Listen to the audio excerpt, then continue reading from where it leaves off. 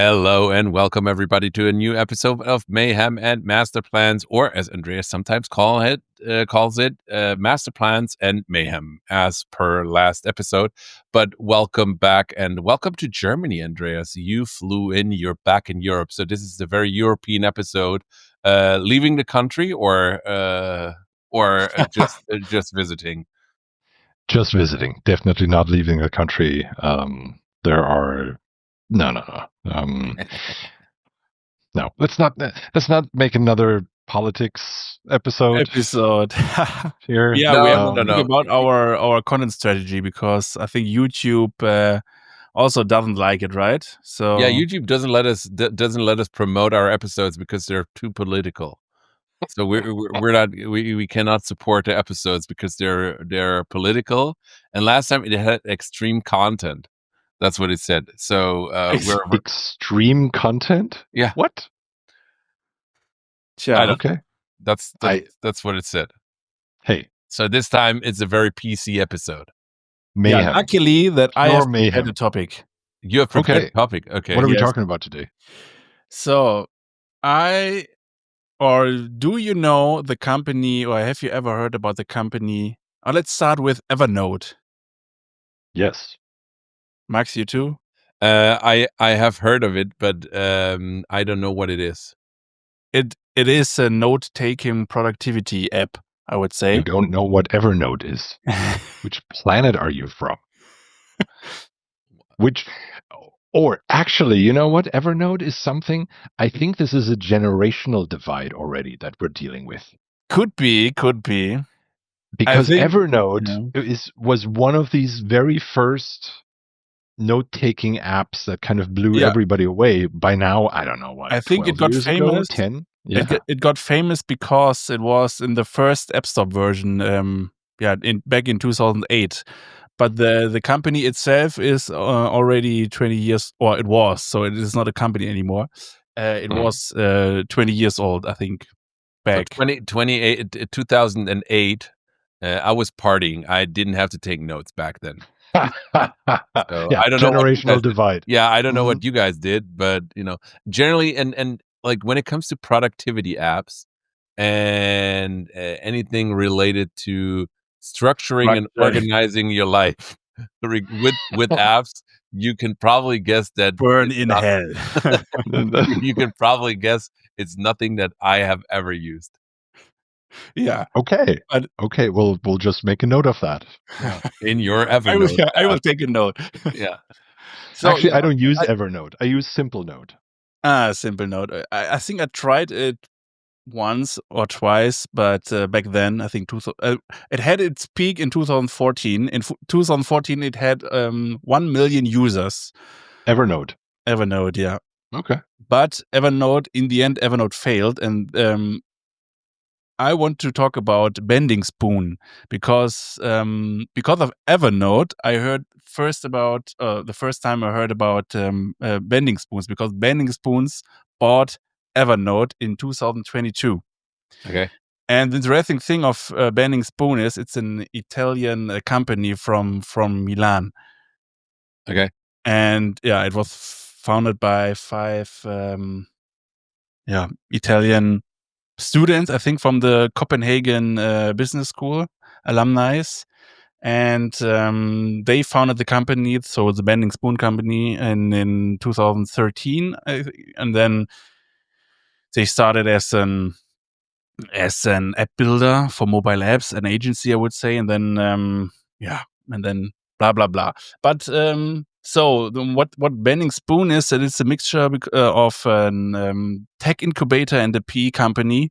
Oh, and, I heard of it because they bought Komoot, right? Yeah, they bought Komoot just recently, and they have also bought Meetup. Who is Komoot? Komoot, maybe also Komoot. Komoot is maybe, but what is that? Yeah, so Komoot is my father, not a digital native, and I think someone who mostly avoids digital stuff is a premium user of Komoot because he likes to bicycle long routes, tracks, distances. Yeah. And Komoot is an app where you can manage your trips, your routes, and or like bike riding and hiking. And bike riding, hiking, I think, and more stuff, right? Skiing, not sure. Yeah, it's just like what it says is like find, plan, and share your adventures, and then how do you spell that? Komoot. It's a Berlin-based company, I think, that they started. Like it's a bootstrap company, and they just sold it, right? Yeah, just sold it. Okay. So in Bending Spoons also bought Meetup. So the Meetup was first belonging to or WeWork bought Meetup, and then WeWork crashed, and Bending Spoon took over Meetup. But the interesting thing is, and there's a controversy. And maybe to just to clarify, just to give a bit of a structure, Meetup is something like Eventbrite, right? Sort of. Like a meeting app. And interestingly enough, they also bought WeTransfer. Oh yeah, WeTransfer as well. And another one is StreamYard. That's like one of the early streaming, like browser-based streaming platforms where you can go out into different things. So Bending Spoon, super interesting. And the thing is, most of the times, so they fired all the ex-employees and take over all the tech and bringing it to Milan and managing the apps then from Milan. And so I think they have now 400 employees. I think I would guess most of them, or the majority of them, in Milan, and they have hundreds of millions of revenue. And they are now in the German news because they bought Komoot, and now there's also going a discussion about will they release all the employees, all the now employees of Komoot and so on. And that was really it's really an interesting company, and also the idea about the buy versus build strategy, right? And so that's quite cool, and I think we will see it more often in the future. That I'm curious about one other aspect of that. This notion of buying a company and releasing the then current employees and taking it over and kind of integrating it and absorbing it into a larger organization. For one thing, from a business school perspective, that's kind of textbook how you create and how you basically harvest synergies. But from your perspective, Simon, as a CTO, so especially with these tech, where technology is kind of the product and where the tech team really, makes or breaks such a thing. From your perspective, how wise is it or would it be to kind of transfer everything from one team and try to transfer knowledge and experience and the ongoing management of something over to another team? Is that is that easy? Is that super easy? Is that completely nuts? Is that doable but questionable in terms of the effort? How would you think about that? They say that they mostly rewrite the whole app while maintaining it in certain way, and sure, they have there's a time frame where they are in the learning phase, right, where they gain a lot of knowledge, and with that strategy to say, okay, we don't want to maintain and build or build on top of the legacy code base. We kind of replacing it with our own code base, and then I think they also will remove a lot of features which they don't have the user traction, and so on. So I think what they say is they build a new app with already their user base. So they buy the user base, the name, and the logo, and the app. So basically. I mean, sure, they buy the app too, but ultimately they're taking that shell off it and taking out the but inner Evernote is still a working. note-taking app, right? And Meetup is still a meeting Yeah. organization app, and Komoot will ever be an app where you can manage Find the your best trips. path to Yeah, so that's what really interesting is that they have just 400 employees. I think Evernote alone had more, or I would say the same same amount of employees. So that's really interesting. So that they're super efficient in what they are doing, and and it's quite cool. So they buy apps which are built with millions of investors' money, harvesting the apps, and then making actual business. But it Out of must it, be right? it must be apps that are either contenders in the market or Yeah. failing in the market or just not Big provide brands, big big user brands that bases. or just, not generating the kind of revenue that you would Mhm. expect. Because I think like WeTransfer is a product that has a very strong product recognition or strong product value, like brand value. Yeah. But then Same with Evernote, same with Evernote, probably the same with Meetup. StreamYard, Uh, and Komoot, probably the same way, like at least in that space. But then like I think they all have the same kind of struggle, or at least most of them. How do you actually monetize it? And then it becomes difficult if you run it through one organization. So a note-taking app, like how do you actually monetize it? Because yeah. you have a certain ceiling of how many people will use it. And we like Andreas, we talked about it. Like when you think about building when you're in the media space, building a subscription business or building an advertising business. In the subscription business, and that's what a lot of people aim for, right? With the Evernote and like Meetup and all those kind of apps, StreamYard.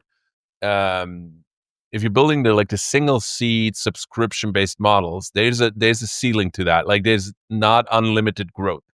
Sure. And I think once you reach your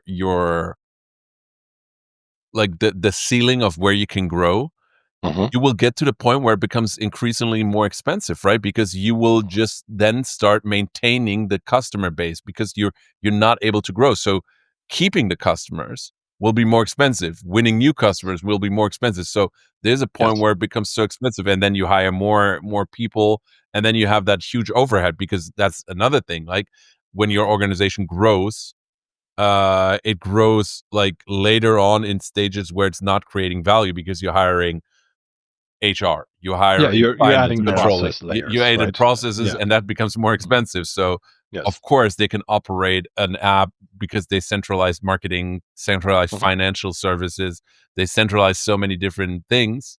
And then you can say like, okay, and then we have all the things in place because we understand the UX, the UI, the marketing, Yeah. to then kind of like make it work, right? In a profitable way. So it's kind of like interesting. So it's their second life of those tools that have been grown and built out, and then people realize, oh, it's going to be tricky to make money in the long run, and those are kind of things that were VC power probably, Mm. but They of course, they probably all were VC powered and grown at first, and yeah, at some point it becomes evident to the VCs that that they're not going to they, go and do an It's not a IPO. fund returner. exactly, it's not one of those. And then the question is, okay, Yeah. how do you get out and save a little bit of what you put in, right?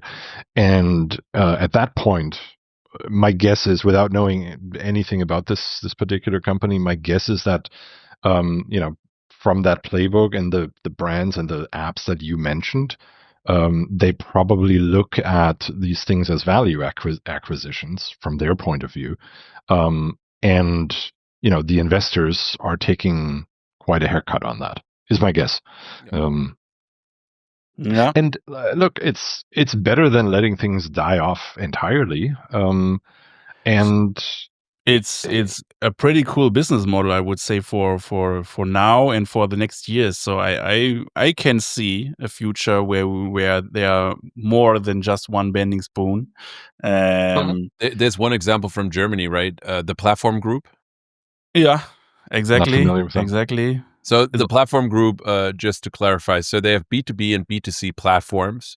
Mhm. A strong number e-commerce, right? So they have e-commerce, right? they are e-commerce focused. Yeah. Okay. And so Yeah, they, that for makes example, sense. bought companies like Hood.de, Fashionet. They bought 99 Rooms. They bought Schuhe24, Doc Green.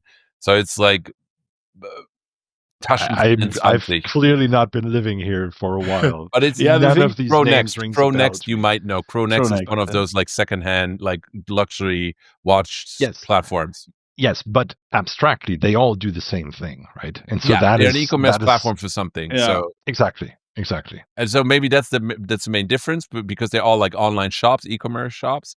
But they also most of them have probably a certain level of user base. They have a certain level of brand recognition, and then you just like, and that's maybe the thing with the Platform Group that makes sense, because they can build it on one platform. With Bending Spoon, it's interesting because on their website they talk about the technologies that they use, and it's interesting that they say they have 50 different types of technologies. So they have Minerva, the AI driven crystal ball. That's what they call it. So it's like in-house technology, predictive analytics. yeah, They have an insights platform. They have an AI model that uh, for yeah, like data generation or something like that. Then they have photo enhancements, image generation, text generation. So they built a few of those things, and that's the one thing that I'm interested in. I don't know if you researched that, or if you know anything about it, because the companies that they bought, or the products that they bought, seem very different, and I would assume they have a very different tech stack. yeah. So it's like, do they can they operate it still, and then just from the overhead services that they provide, they get the synergies? Because I would assume they will not get synergies out of the Yeah, product itself. exactly. I don't think that they are running on the same back end, so that does not work. So it's too complex. I think they rewrite it in their maybe technology where they are most familiar with. Let's say, so they use, I don't know which framework and programming language they use in the backend, but I think they, when they rewrite some modules of the code base, they will write it with the language they are most familiar with, right? Where they have deep knowledge. But for Yeah, that example, would make sense. the data analytics part. So I think they will integrating every app they bought the data analytics stuff, so that they can run user tests. They can have analytics. So what feature works, which feature does Yeah. not work. So I think they have some internal tools And yeah, that's to and that's where leverage. stuff scales, right? Yeah, If you have, so for example, if you look at the analytics, if you then analytics, just to be clear, are numbers, and you need to have somebody who understands these numbers and what they mean to interpret them and to then actually turn them into actionable insights, right? And into true intelligence. Otherwise it's just data. So but if you have the same kind of analytics gathering stack in each of your apps, and if you then have one or two or five or 20, I don't know how many, data analysts that all know how to operate the stack and how to read and interpret this stuff, then the same person, if they get yet another app on their plate, or the same team, they can easily service yet another team. And you don't need to kind of have the same kind of data analytics team for each of your apps. It's just, you can do that on a Monday morning, and then on a Tuesday afternoon, you're dealing with another app. And then once a week, you're doing this thing. And so those are the kinds of things that are essentially back-end functions. That's kind of the stuff that has no direct bearing on a user experience. Yeah. And that's the thing. So, Max, you mentioned media brands earlier.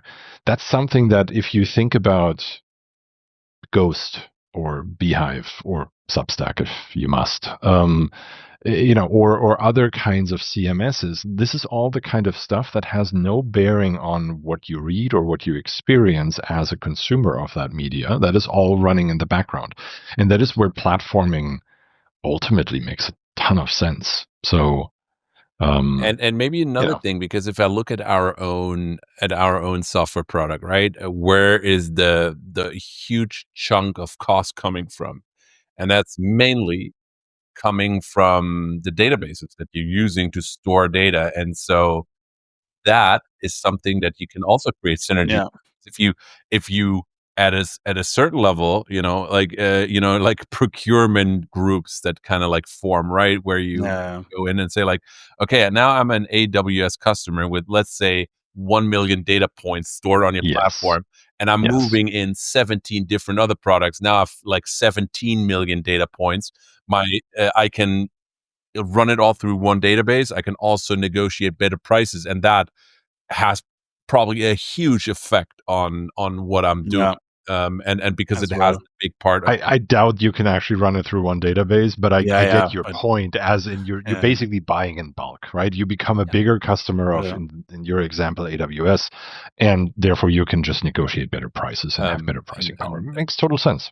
so I I think there's a agree. lot of that plays into this. Yeah. Yeah, I think that's going to be interesting. Like, especially, and that's the thing. And that brings me to the question of, are we seeing? I think we need to see an evolution of investment in startups. So I think the VC play, it I, to it never really made sense to me to go into like hyper scaling and be like the fastest to grow really big than to now every VC will tell me differently and will tell me Mhm. and explain in great detail why that makes sense. Mhm. But then if I look at the huge software companies, there's always like there's a market for many others. And you see, maybe it's not Google, but that's kind of like where, in my opinion, where the real playbook for VC started from, is that Google, This that is that Facebook thing. And then Facebook already has kind of like evolved, where Facebook became like, they have a huge database, but they became irrelevant through other platforms. So there's an evolution, and now we have 17 different social media platforms. With Google, that's a different thing, but you have Microsoft, and you have other things to do, and then every other business, there's at least 5 or 6 in the market that ultimately are. ultimately, and I think this is, I mean, obviously this is easy for me to see because I deal with this all the time. But if you really think about it, and if you really admit it, is that the only VC plays that really panned out in short term 10x and Yeah. more are actually category plays, right? Those companies who truly defined a new market category, who truly Mhm. came out with something new. Google in the beginning with search engines, right? It was completely new. It was a totally different approach. It was unheard of. iPhones. Uber when they started.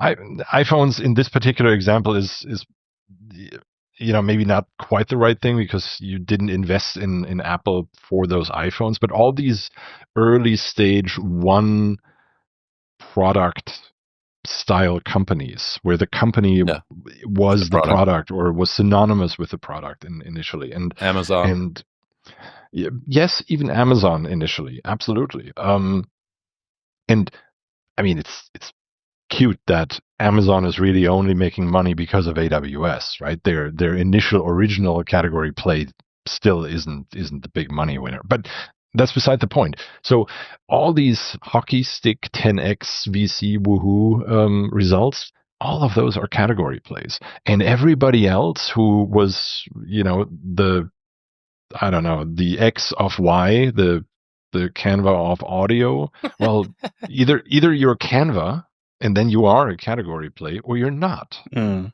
You know, that's the thing. So you can be Uber or you can be Lyft. Um, Both are great, but they're economically completely different Different. companies.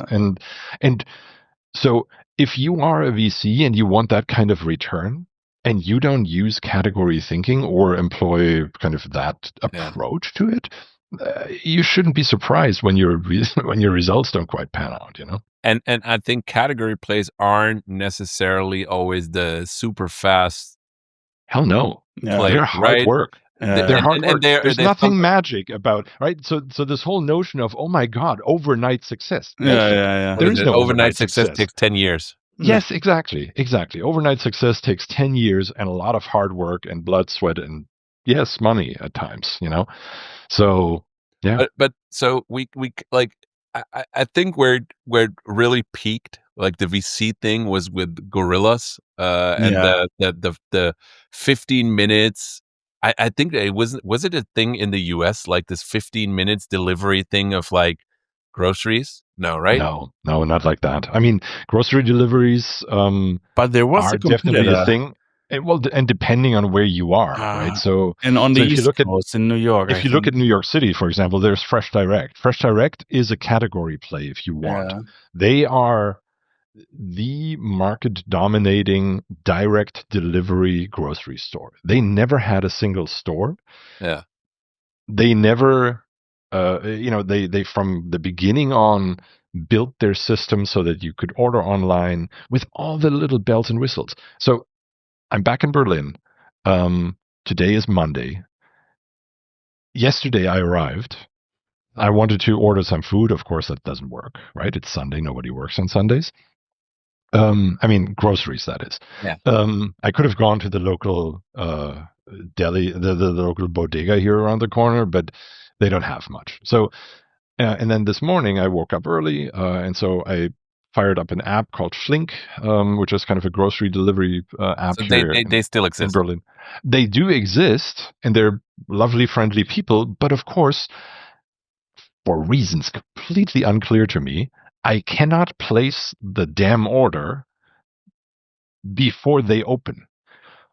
If I'm awake at 5 a.m., why can I not place the order to be delivered after they open? Why do I have to then remember to go back to this at 7:01 and then Yeah. place the order? It makes no sense.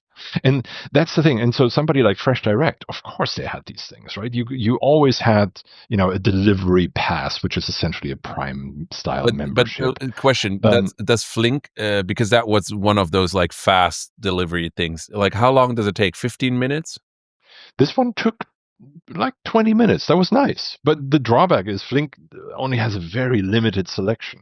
I Mm. would have much rather preferred to place my order on Sunday while I'm on the plane Oh, yeah, flying into exactly, Berlin and to getting it on Monday or Tuesday be or whatever. delivered Monday morning at 7 Um, a.m., Yeah, right? exactly. But from a much bigger selection, more precisely tailored to what I want. Fresh Direct, one of the things that I've always loved about that in New York was you could kind of pre-book your slots. You could just say, okay, yeah. my delivery slot It's is a bit like always Picnic, on right? Yeah, Saturday. Here Picnic in Picnic Germany. is the same thing. So Picnic is kinda like the online grocery store where that have, like, a smart delivery system. They have, like, small, EV, trucks, Mhm. that and then you pick a slot if you wanna get a one closer to the time you order from, you pay extra. Otherwise, it's gonna be, like, on a 3-day term. But, like, it's groceries. But, like, and that works. So but then you had this, like, crazy play, like, with gorillas that were, like, 15-minute deliveries, and they were all, like, in this like, hype cycle, and they were up to, like, what was the top. So they were become like a decacorn, like the Yeah, unicorn not a times 10. unicorn. Yeah, come on. I mean, Yeah. it's But that I, they were at a valuation of that, right? Uh, Well, yeah, but at some point, that's a and now circle they're, like, jerk. I gone. mean, come on. It's if everybody looks at each other and agrees to, I don't know, sell a few more pieces of stock for an ever higher valuation, then everybody Exactly. is And and a and Yeah. and millionaire on that's what I paper, mean. So right? that brings me back to, like, that kinda showed me, like, okay, the VC thing that they playing is kinda like a rigged Ponzi scheme that they going for, right? And so I think especially for Europe or for Germany, because Germany is very much like comes from like SMEs, like the German Mittelstand, and Yeah. more driven on values and Mhm, long-term value building and that kind of stuff. So mhm, there's a lot of money in the market. There's a bunch of like companies and families that have a lot of money, mhm. that would be, easy to invest into companies. And so that's where I found like a bit. That's why I like the bending spoon thing, where you say like, okay, we're building long term Yeah. value for our investors, for ourselves, and we're kind of like giving you time to rebuild the product, to optimize it, and then really, make money in the long. Yeah. I think that is something that could come out of Europe again. Yeah, we're a bit slower in Europe. Yes, we're a bit more conservative in Europe, but I think that's a model that could work, because that's where how companies like SAP were born, and there's a few other examples where you can like build global players that operate You, with a but you, more long-term vision. yes, but you have to realize that some of these players, be it SAP or other really strong global brands, they had what most of these other small and medium enterprises don't have, which is the drive to grow and the drive to become a dominating global player. Many of the companies that kind of form this broad network of small and medium sized enterprises, they are essentially operating as lifestyle businesses. Which means the owners are fine with maintaining the status quo, a I don't I would moderate level strongly of disagree growth. with that. I think you're I you're think you're I think if underestimating, I like, think think about, if you look at the results, that is the case. Though you will always have something that's peaking up but think about here, about but the companies like broad mass of people. Techem, Vert, a bunch of our customers that have grown into global businesses. Yes, because they had the drive. That didn't happen overnight. So And that yeah, oh, right, they exactly. Like, developed I mean, actively into that direction. That Mm. is what I'm but saying. but usually like family-owned businesses, they have that drive, because at least if it's not in generation 1, Mhm. it might be in generation 2, or it might be in generation 3. And now we're seeing this new generation of CEOs coming into those like SMEs that think more globally, because they live in a globalized world now, and they see like with social media and the technologies that is available that can help you to grow your business outside your microcosm that you've been in. So there's a potential in that. So I think, like I said, that's just I uh, agree. There's huge potential. That we don't disagree on. I'm totally with you. and I do realize, however, that it's been 33 minutes of talking about essentially master plans, and there's no mayhem. Where's the mayhem? I don't know. Huh?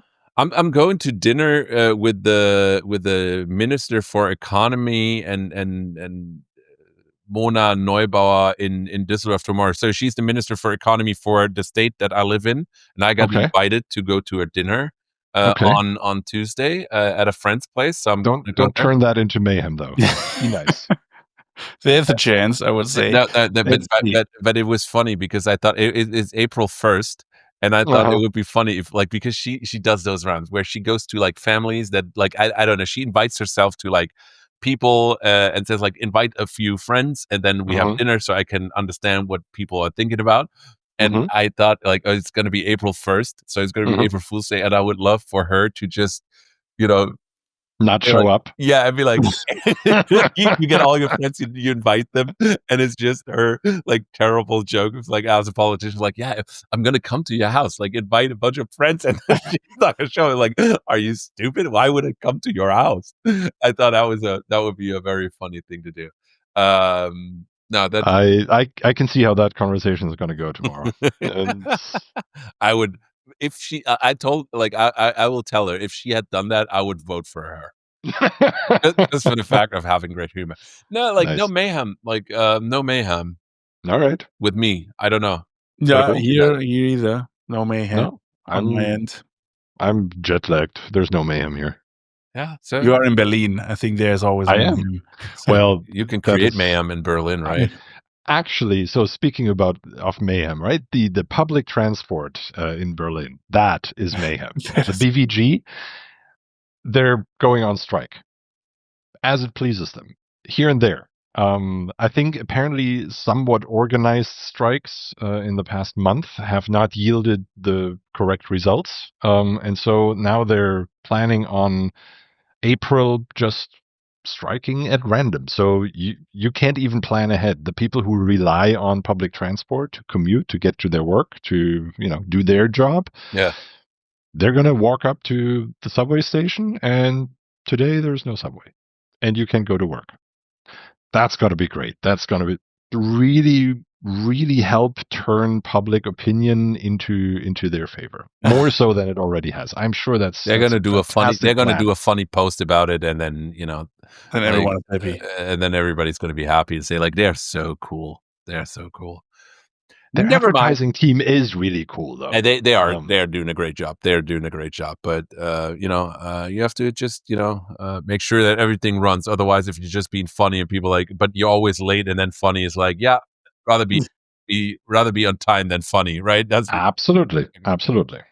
But that's the kind of things. But I love the story. Thank you, Simon, for I love this new idea of companies building in a different way of whatever you want to call that new kind of buy versus build strategy. And I think there's potential for that outside of the tech space, because especially in Europe, we're now getting into an age where a lot of people are retiring, and there's potential for you to join company and become the CEO of that company, because they are looking for succession. So you can play your own kind of game of succession everywhere. So there's high potential in that. I think there is, especially in those whatever you want to call it, niche industries, there's potential for that. I think that's a play within our industry and with the market that we're in.